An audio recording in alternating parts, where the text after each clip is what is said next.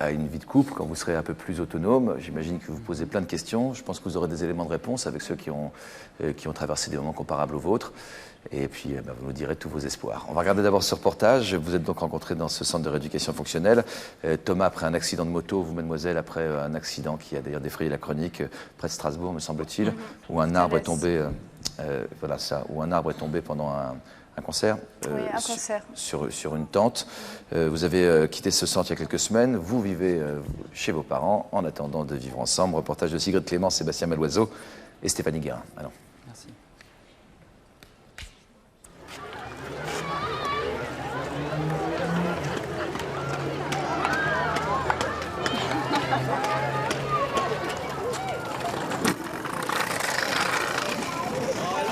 Alors ça y est, tu vas avoir ta voiture.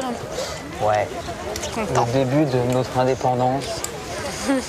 Nouvelle étape vers l'autonomie pour Thomas et Éléonore. Permis de conduire en poche, Thomas découvre aujourd'hui une nouvelle voiture adaptée à son nouvel handicap. On va partir un peu se balader, mais je crois que ça va être un peu épique, tout du moins les premières fois.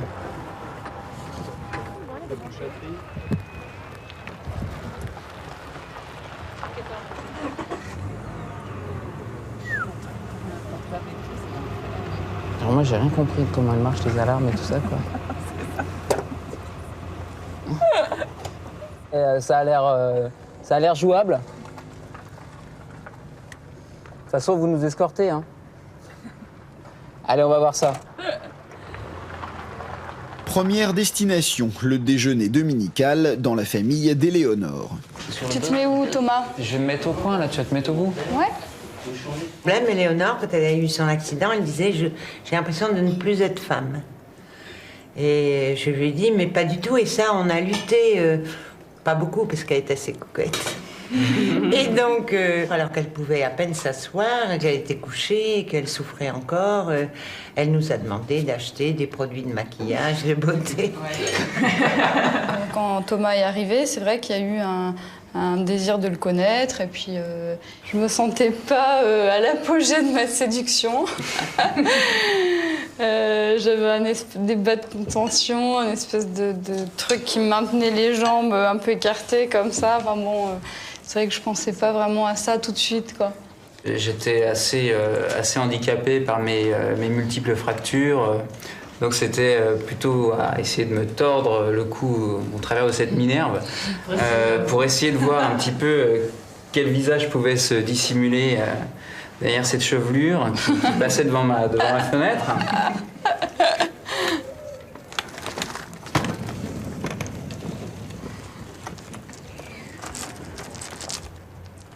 Quel soleil.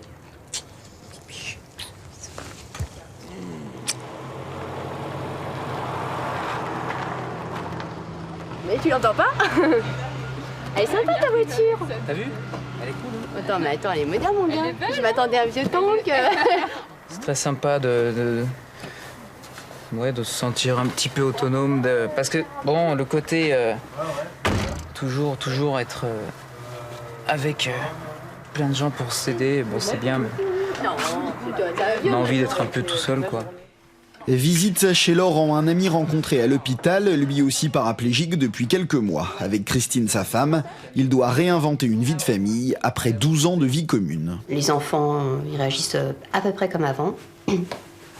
Parce qu'Enzo, je te dis pas. Le jour où on parlait, et puis il faisait Enzo, tu me fais jamais de bisous. Alors il fait t'aimes pas papa? Si, un petit peu. Ah bon? Et papy, j'aime gros comme ça. Et puis ce qu'il m'a dit aussi, il m'a dit le jour où t'es tombé du rocher, ben, t'avais qu'à te tenir à la corde. Tu prends une claque. Hein. Je suis parti dans les WC. Ouais. Ah oui. Je vois presque plus ton fauteuil, quoi. Mais le mieux, c'est au lit. On est pareil. On est allongés tous les deux. Et... Ah oui. Ouais. Justement, là, ça a changé des choses aussi. T'as tout changé. Ouais. Vous avez prévenu? Ouais, parce qu'après l'accident, je me suis dit, ben, comme il aimait bien ça, je me suis dit, bon, on se rattrapera là-dessus, quoi. Et on m'a dit, non, mais ça non plus, ça marche pas. Hein. Là, ça a été le deuxième coup de massue, ouais. Moi, j'ose pas aller vers lui parce que je sais qu'il a aucun plaisir. Voilà, c'est bon que je le cherchais. Qu'il n'a pas de plaisir. Mais bon, c'est un cercle vicieux, quoi. Si moi, je m'efforce pas aussi d'aller vers lui, ça viendra jamais, quelle que soit sa forme. Mais moi, j'ose pas faire le premier pas, sachant qu'il n'y a rien et que ça va mettre longtemps et que je sais pas comment m'y prendre. Moi, bon, je pense que pour toute vie couple, il faut quand même... Même pour lui, en tant qu'homme, il faut bien une vie sexuelle, parce que sinon, un de ces quatre, ça va ressortir aussi, quoi. Faut trouver une solution, mais je pense que ça viendra avec le temps, quoi. Le temps de connaître son corps, le temps de tout apprendre. En fait, c'est une deuxième renaissance, quoi. Tu apprends tout sur tous les niveaux, quoi. Et moi, je pense qu'à ce niveau-là, on aura quand même besoin d'aide, d'une aide quand même, pour savoir comment... Je pense que ça, c'est avec le temps. C'est difficile d'en parler maintenant. C'est trop récent.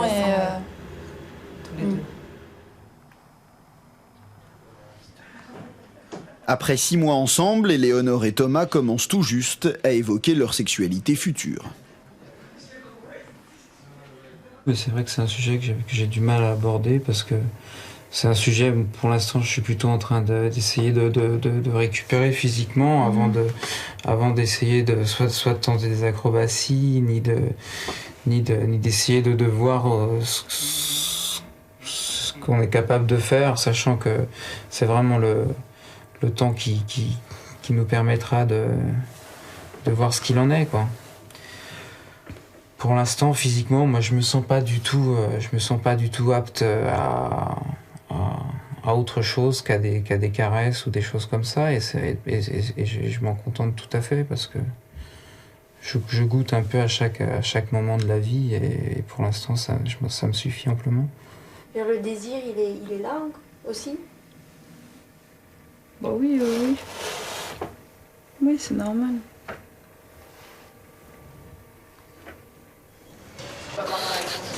Salut les filles. Ouais. Thomas, conique. Docteur. Bonjour. Vas-y. Merci. Pour ces questions qui restent un peu taboues, il y a le personnel de l'hôpital où Thomas et Éléonore se sont rencontrés. Les choses vont relativement bien par rapport à tout ce que tu as affronté comme difficulté depuis ton accident. Ouais. Et pour moi, c'est positif parce que tu as déjà avancé beaucoup et puis tu as encore des étapes qui se profilent à l'horizon, et je pense que ça va aller de mieux en mieux. Ouais, bien sûr. Je suis assez confiant. Est-ce que c'est la rencontre avec Éléonore qui a pu accélérer un petit peu le processus?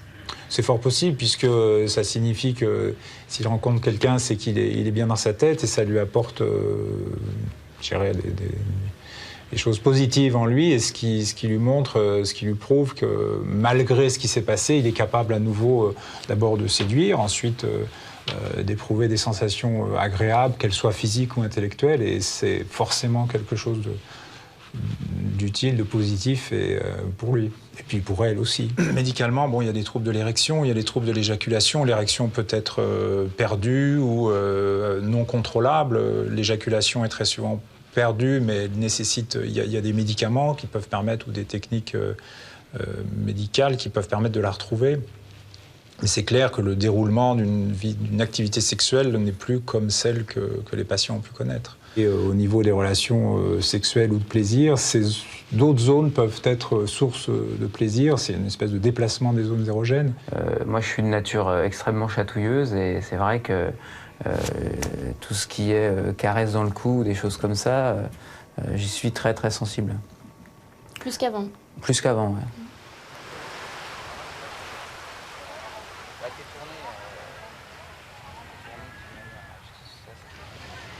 Comme on a toujours l'image du couple bien portant, les gamins sans problème et tout, on a du mal après à visualiser une vie de couple quand on a un tel handicap tous les deux, quoi. Vous aimeriez qu'on vous voie comme un couple ordinaire? Oui, mais même... Comme un couple à part entière. Oui, bien sûr. Ouais. J'aimerais pas recevoir un regard à l'avenir, un regard critique de la part des gens. Par exemple, oh là là, ces pauvres gamins, ils ont des parents handicapés, c'est égoïste d'avoir fait des gamins alors qu'on est handicapé et tout. J'aimerais vraiment que le regard des gens soit plus intelligent et plus sensible, quoi.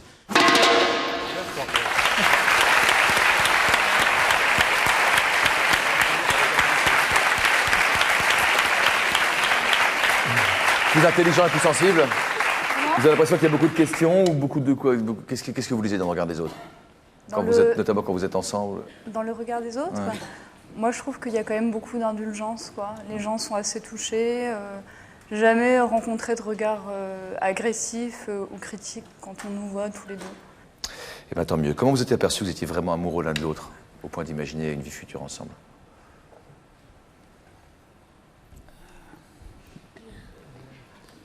Disons que j'ai eu envie rapidement au-delà de la perte physique, j'ai eu rapidement besoin de savoir si malgré le traumatisme, j'allais pouvoir envisager une vie sentimentale dans ma vie future.